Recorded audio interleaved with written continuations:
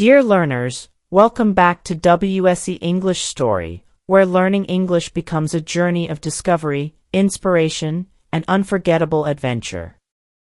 Today, I invite you to travel back in time, to an era when one man's vision changed the destiny of education in America and far beyond. This is the story of the University of Chicago, born from John D. Rockefeller's bold gamble, a decision so daring and uncertain that many believed it would fail. Yet it became one of the most powerful revolutions in modern academia. Imagine the late 19th century. America was booming with industry, fortunes were rising, and cities were growing. But higher education was still narrow, limited, and often trapped in old traditions. Into this world came Rockefeller, a man both admired and criticized, feared and respected.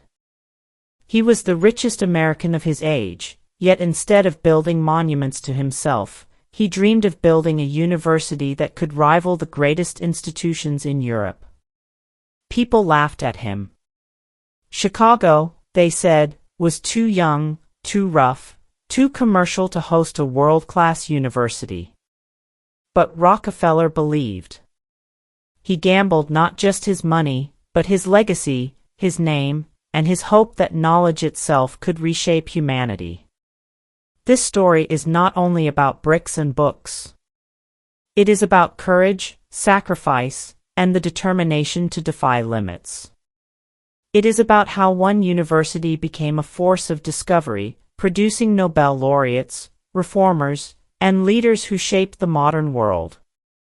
By following this journey, you will not only improve your English, but also discover lessons of resilience, daring, and vision that may spark something inside your own heart.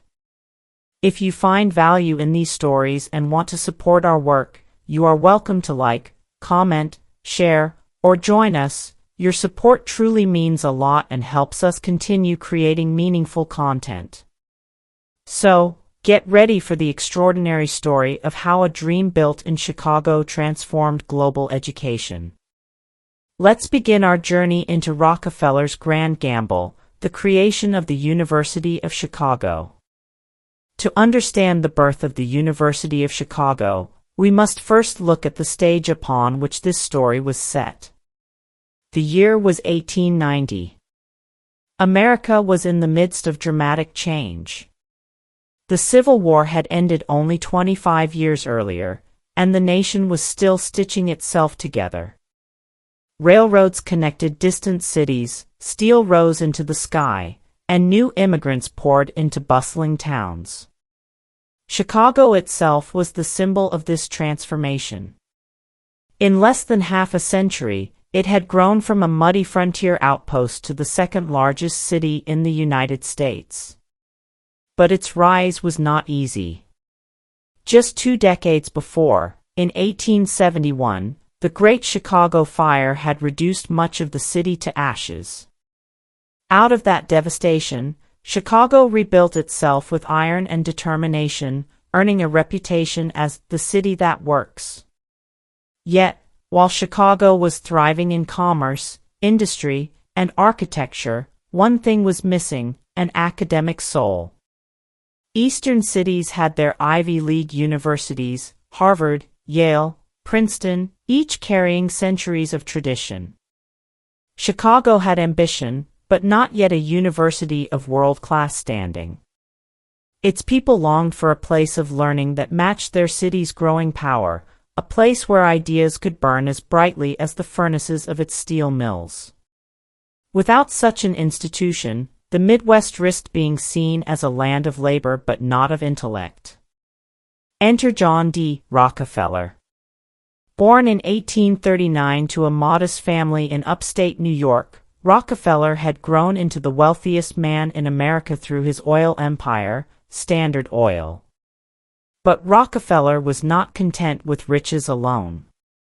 Deeply influenced by his Baptist faith, he believed wealth carried responsibility, a duty to serve society. Education, he thought, was one of the noblest causes a man could support. It was not about giving people charity for today, but about building foundations for tomorrow. Still, Rockefeller was cautious, calculating, and often criticized for being almost painfully reluctant to spend. For him to make a massive donation to build a new university in Chicago was far from certain. At the same time, a group of Baptists in the Midwest were pleading for a strong educational institution to serve their region. They had tried before. The first University of Chicago, founded in 1856, had collapsed under financial trouble by 1886. The dream seemed broken. But the Baptists were not ready to give up. They turned to Rockefeller, appealing both to his faith and his sense of legacy. Here lay the seed of one of history's greatest academic experiments. Chicago in 1890 was a city of extremes: poverty and wealth, ambition and despair, fire-scorched ruins and glittering new towers. Against this backdrop, Rockefeller's gamble began to take shape. The dream of a new university was not only bold, it was almost reckless. To succeed, it would have to prove that Chicago could produce not just money and machines, but also knowledge and wisdom to rival the great centers of Europe. And so, at the crossroads of faith, fortune, and frontier ambition, the University of Chicago's story was about to begin. Have you ever wondered what it feels like to dream of something so big that others laugh at you? That is exactly the kind of moment Rockefeller and Chicago faced. The dream of a new University of Chicago sounded glorious, but dreams do not come alive without obstacles. From the very beginning, enormous challenges stood in the way. For one, the memory of failure was still fresh. The earlier attempt at creating a University of Chicago had collapsed only a few years earlier. Many had invested their hopes, money, and faith into it, only to see debts pile up and the doors close forever. People whispered, "Why try again? Why risk another disaster?" Even the name carried a shadow of doubt. To rebuild under the same name was like raising a fallen giant, daring fate to strike again. There was also the problem of money. While John D. Rockefeller had the wealth to make the project possible, he was known as one of the most careful men in America when it came to giving. He was not a man to throw away money on uncertain ideas. Critics mocked him as stingy, even miserly. He measured every decision with sharp precision, asking, "Will this bring true value?" For him to open his purse widely, he needed more than just promises. He needed proof that this new university would stand strong where the last had failed. Another challenge lay in the city of Chicago itself. Though rising quickly, it was still viewed by many on the East Coast as rough, raw, and commercial, a city of stockyards, smoke, and speculation, not a place of quiet learning. Could a university of global standing truly be built in such a place? Would scholars leave the refined halls of Harvard or Oxford to teach in a city known more for meat packing than manuscripts? These doubts circled like vultures around Rockefeller's idea. Then came the question of vision. What kind of university should it be?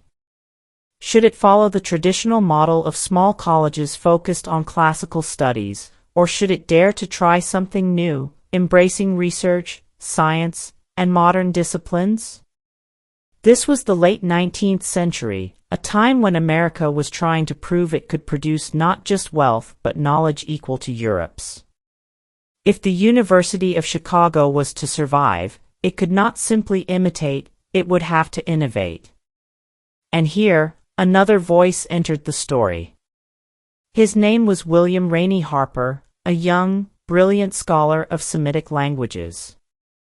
Harper dreamed of a university unlike any America had ever seen. He imagined a place where research and teaching were not separate, but united, where professors were not just lecturers but discoverers, where students could learn from those at the cutting edge of knowledge. Harper's vision was bold, modern, and risky. But it captured Rockefeller's attention. Still, even with Harper's genius and Rockefeller's fortune, doubts remained. The emerging problem, therefore, was not only financial, it was one of trust, reputation, and identity. Could this new University of Chicago rise from the ashes of its failed predecessor? Could it convince the world that it was not just another experiment, but a lasting pillar of learning? And most of all, could Rockefeller risk his fortune and his name on something that might collapse and tarnish his legacy forever? The city waited, the critics whispered, and the pressure grew. Every great story begins with a moment of doubt, and this was the University of Chicago's. The gamble was on the table, but the stakes had never been higher. Have you ever faced a challenge where failure seemed more likely than success, and yet something inside pushed you to try anyway? That was exactly the crossroads where Rockefeller and his allies now stood. The University of Chicago was still only an idea, and ideas demand courage before they become reality. The first journey began in the spring of 1890, when John D. Rockefeller, after long hesitation, finally agreed to provide the seed funding. His first pledge was $600,000, a staggering sum at the time, equal to tens of millions today. Yet even Rockefeller, with all his wealth, knew this would not be enough. A university required not only buildings but also faculty, libraries, laboratories, and the ability to sustain itself for generations. If his money was to be the foundation, others would have to add their stones. To strengthen the project, Rockefeller's allies launched a campaign to raise additional funds from citizens of Chicago. The idea was powerful. If the people of the city invested in this university, it would not be Rockefeller's alone, it would be Chicago's. Slowly, gifts began to arrive, from wealthy merchants to ordinary workers. The city that had rebuilt itself from fire was now being asked to build a future of knowledge. But every step forward was met with doubts.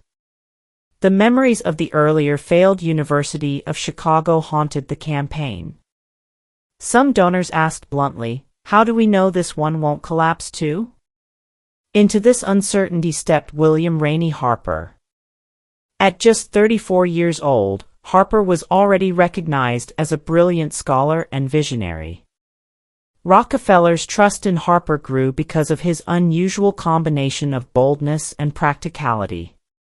Harper understood that the university could not simply copy the Ivy League model.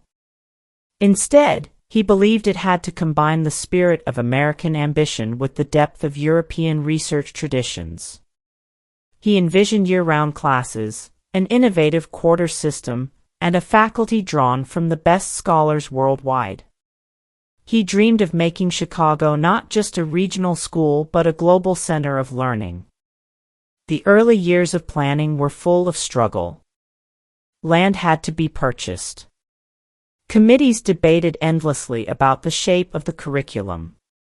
Architects argued over designs. Critics attacked the project in newspapers, questioning whether Rockefeller was trying to buy respectability with his money. The oil king, they sneered, wants to wash away his sins in the waters of education. These voices stung, but Rockefeller pressed on, quietly repeating his belief that education was an investment in the soul of the nation. Harper, meanwhile, began recruiting professors with relentless energy. He wrote hundreds of letters, traveled across the country, and even visited Europe to bring scholars to Chicago. Many turned him down, unwilling to leave comfortable positions at older, established universities. But Harper had a gift for persuasion. He spoke not of what already existed, but of what could be. To those who dared to imagine a new future, he promised freedom to teach, to research, and to build something lasting. Slowly, the faculty began to form, a community of risk-takers willing to gamble on this new experiment. By 1892, the campus began to rise on the south side of Chicago. Gothic-style buildings emerged from the prairie, their stone walls meant to echo the timeless universities of Europe. Yet inside those walls, the vision was strikingly modern. Laboratories buzzed with scientific inquiry. Libraries grew with collections carefully selected from across the world. Students arrived not only from the Midwest but from across the country, eager to be part of something new. Still, the struggle was far from over. Money remained tight. Expectations were enormous. And every success was shadowed by the fear that one misstep could ruin it all. The first journey of the University of Chicago was therefore one of risk, sacrifice, and relentless labor. It was a race against doubt, doubt from the public, doubt from academics, even doubt within Rockefeller himself. But beneath it all, there was a growing conviction that a city once destroyed by fire could rise again, not with smoke and steel, but with knowledge and discovery. When you imagine those first students walking through the new campus gates in 1892, can you feel their excitement and their uncertainty? They were not simply enrolling in classes. They were stepping into history, taking part in a gamble that might transform the world. The year 1892 marked the official opening of the University of Chicago. On October 1st, with autumn leaves swirling across the young campus, the institution welcomed its first students. The Gothic buildings, still surrounded by half-finished construction, stood like bold monuments to ambition. The university was alive, yet fragile. At that moment, the turning point of its destiny was about to unfold. The decisive event was William Rainey Harper's vision colliding with reality. Harper was not a cautious leader. He was, in many ways, a dreamer of impossible dreams. Within months of the university's opening, he expanded programs, hired more faculty, and poured money into research. His energy was magnetic, but it came at a cost. Spending soared far beyond what Rockefeller and the trustees had expected. In only a few years, the young university was running alarming deficits. Critics declared it reckless. Newspapers wrote that the University of Chicago is trying to grow too fast, it may choke on its own ambition. For Rockefeller, this was the nightmare he had feared.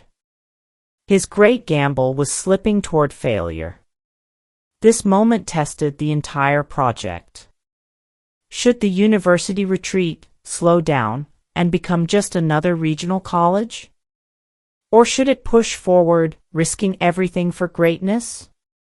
Harper insisted that Chicago must not be ordinary. He believed that only by aiming higher than anyone else could the university secure its place among the world's elite. He famously said, "If we are to build, let us build for eternity." These were not words of caution, they were words of fire. But fire consumes as well as inspires. By 1895, the financial crisis grew so severe that whispers of collapse once again haunted the campus. Students wondered if their degrees would even hold value if the university closed. Faculty debated whether to stay or flee to safer posts.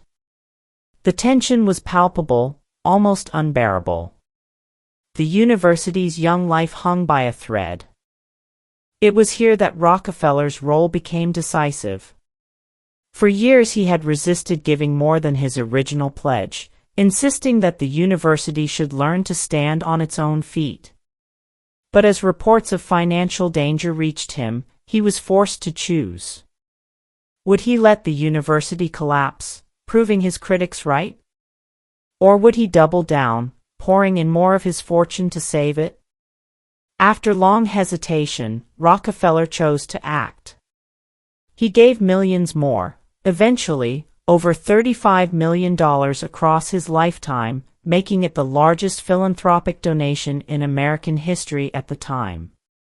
His gamble became even greater, his legacy even more entwined with Chicago's fate. This turning point transformed the university. With Rockefeller's renewed backing, Harper accelerated his bold experiments. The quarter system was introduced, breaking the traditional two-semester model. Research institutes flourished, including pioneering programs in economics, sociology, and physics. Scholars such as John Dewey, the philosopher of education, and Robert Millikan, the future Nobel Prize winner in physics, began their groundbreaking work. The University of Chicago was no longer simply an idea, it was becoming a powerhouse. Still, the price of this transformation was heavy. Harper worked tirelessly, often at the expense of his health. He pushed himself with such intensity that colleagues worried he was burning out. And indeed, by 1906, at the age of only 49, Harper died from cancer. His passing struck the university like a thunderclap. The man who had breathed life into the dream was gone. Many feared the university might fade without his fiery leadership. But instead, Harper's death became another turning point. It forced the University of Chicago to prove that it was not the vision of one man alone, but a living institution with roots deep enough to endure.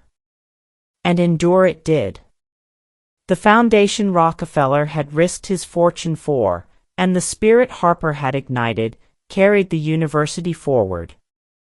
From the brink of collapse, it had emerged as something permanent, resilient, and unstoppable. The major incident, then, was not just financial crisis or the death of a leader. It was the moment when the University of Chicago crossed from fragile experiment to enduring reality. The gamble had survived its first great test, but the hardest battles still lay ahead. Can you imagine the courage it takes to continue building, even when the world whispers impossible? That courage is what defined the University of Chicago in these early, turbulent years. The University of Chicago had survived its fragile beginnings, but survival was not enough. If it was to fulfill Rockefeller's vision and Harper's dream, it needed to confront the greatest conflict of all, whether it would remain a regional university or rise to challenge the very best institutions in the world. This choice was not just academic, it was financial, moral, and deeply personal for everyone involved. By the early 20th century, the university stood at a crossroads. Its rapid expansion had given it fame, but also left it dependent on Rockefeller's fortune. Critics sneered that it was the university that oil built, nothing more than a monument to one man's wealth. For Rockefeller, this cut deeply.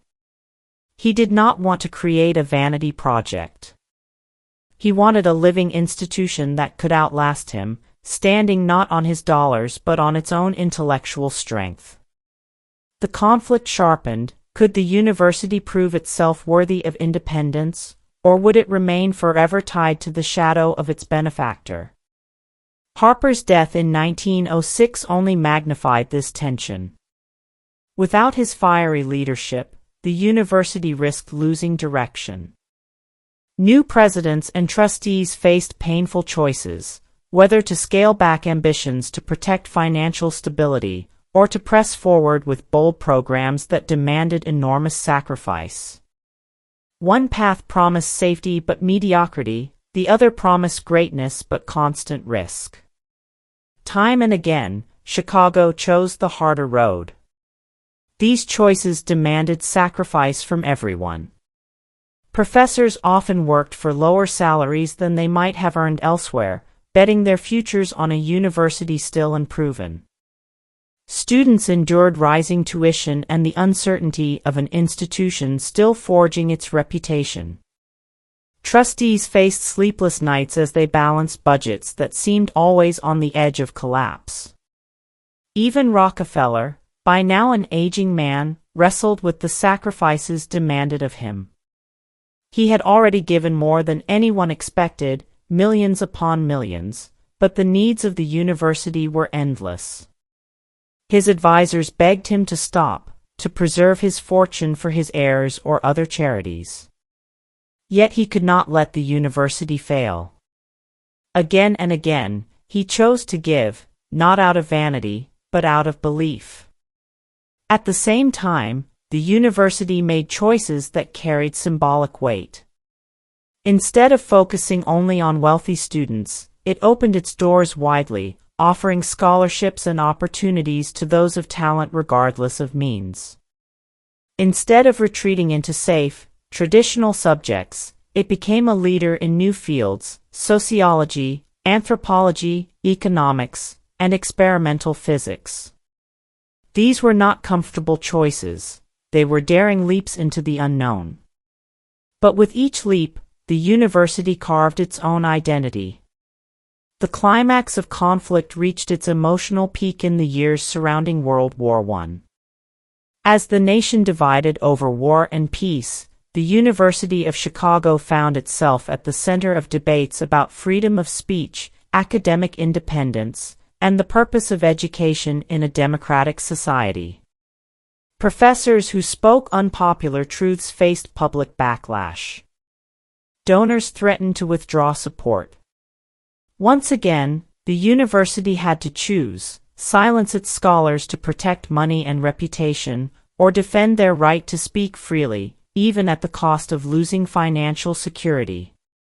Courageously, it chose freedom.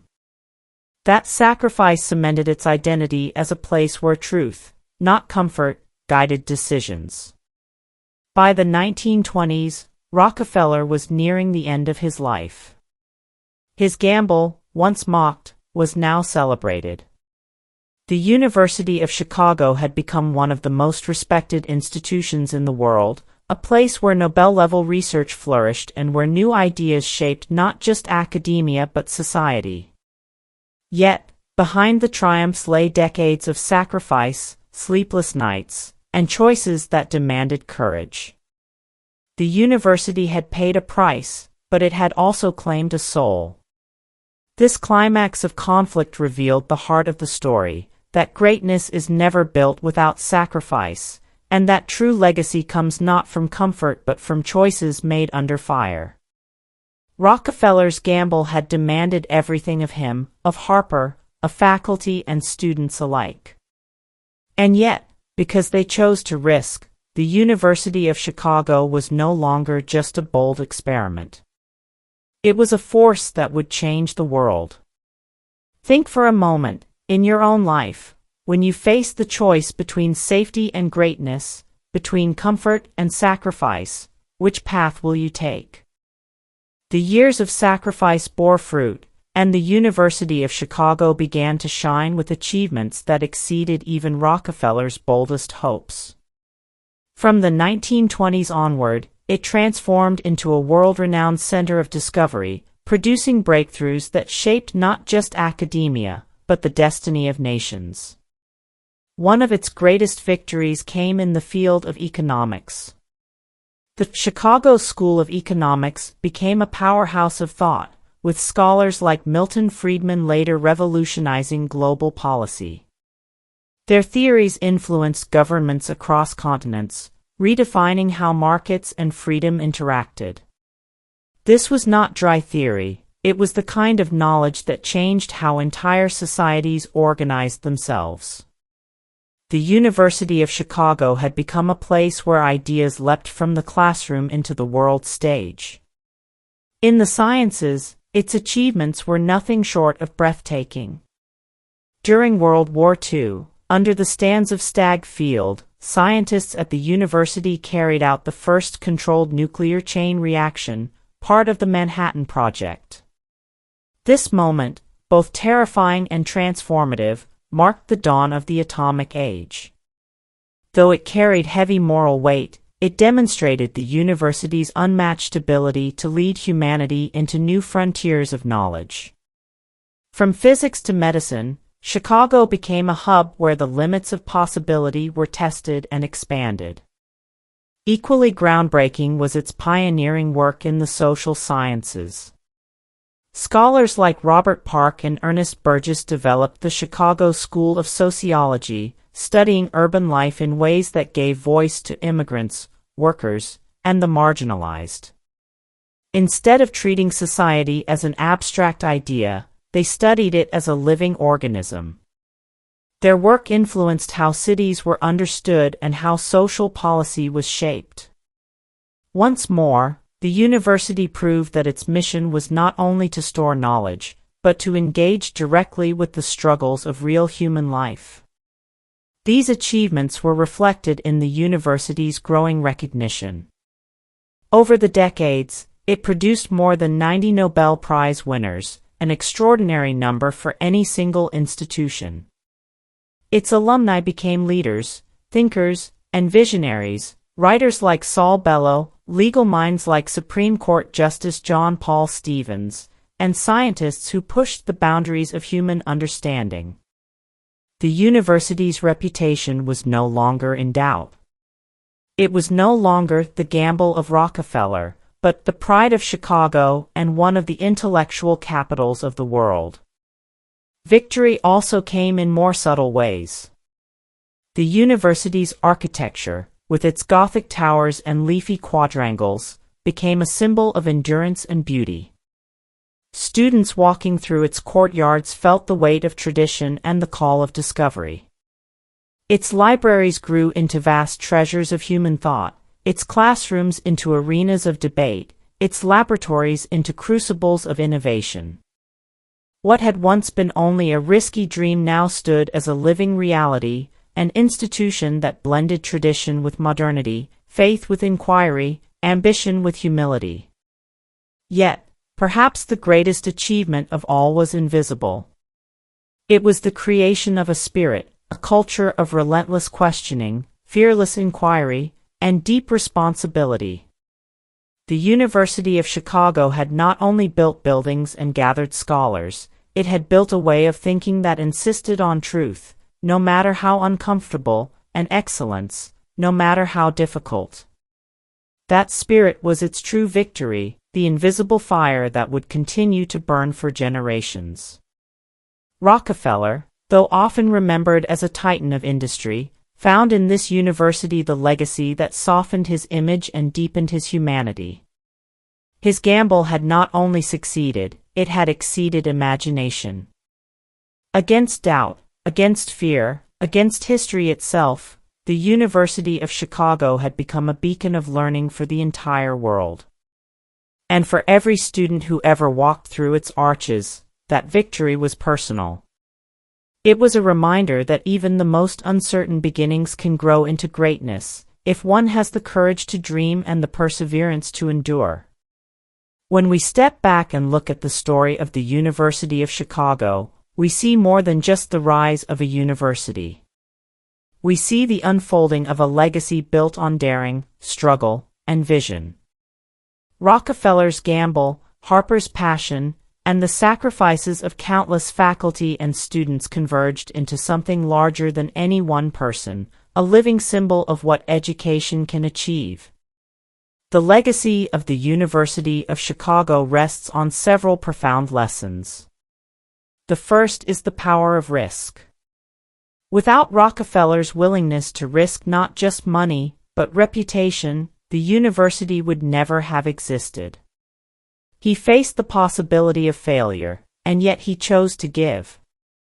This teaches us that true greatness often begins when we dare to act despite uncertainty. The university stands as proof that sometimes the greatest risk is not trying at all. The second lesson lies in vision.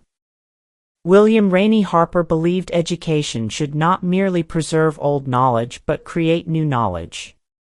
His insistence on research as the heart of the university was revolutionary for America in the late 19th century. Today, when we speak of modern universities as centers of innovation, we are in part speaking the language Harper wrote into the DNA of Chicago. His vision shows us that progress demands bold imagination. The third and perhaps most enduring lesson is resilience. From its near collapse in the 1890s to the loss of Harper himself, the the University of Chicago faced moments that could have ended its journey. Yet each crisis forged it stronger. Resilience is not the absence of hardship, it is the decision to continue despite hardship. This is a lesson not only for institutions but for every one of us. Life will test us with setbacks, doubts, and losses. What defines us is not whether these come, but whether we rise after them. The University of Chicago's legacy also shines in its global impact. Its scholars helped shape modern economics, physics, sociology, literature, and law. Its alumni entered the world carrying with them not only degrees, but a way of thinking, critical, courageous, and creative. The university became a place where freedom of thought was sacred, even when it brought controversy. This commitment to truth over convenience remains one of its noblest gifts. And yet, perhaps the deepest legacy is invisible, the inspiration it offers. From a city once reduced to ashes by fire, from a project doubted and mocked, arose a university that became one of the greatest in the world. This story reminds us that greatness can grow from unlikely soil, and that faith in knowledge can shape the destiny of nations. So, dear learners, when you think of the University of Chicago, remember it is more than stone towers and Nobel Prizes. It is a story of risk embraced, vision pursued, and resilience proven. And in that story lies a lesson for us all, that with courage, we too can build legacies that endure beyond our own lives. And so, the story of the University of Chicago comes full circle. What began as a risky gamble became a beacon of modern education, a reminder that even from ashes, greatness can rise. Rockefeller's careful yet daring generosity, Harper's relentless vision, and the determination of countless faculty and students forged an institution that would forever change the intellectual landscape of America and beyond. But this is more than history, it is a mirror for us today. How often do we hesitate, fearing failure? How often do we doubt our own capacity to build something lasting? The University of Chicago reminds us that doubt will always whisper, challenges will always press, and risk will always stand in the way. Yet, when vision is clear and resilience is strong, the impossible can be made real. Think of the lessons we uncovered, that risk is not the enemy but the path to creation, that vision, bold and forward-looking, can inspire generations, that resilience, the courage to continue in the face of setbacks, makes all the difference. These are not just the pillars of a university, they are the foundations of a meaningful life. So as you leave this story, ask yourself, what legacy will you dare to build? What vision will you pursue, even when others doubt? The University of Chicago's journey is not just about a place of learning, it is about the courage to create a future that did not exist before. And that, perhaps, is the greatest lesson of all. Thank you for joining us on this journey. Until next time, remember, history does not just tell us what happened. It whispers what is possible,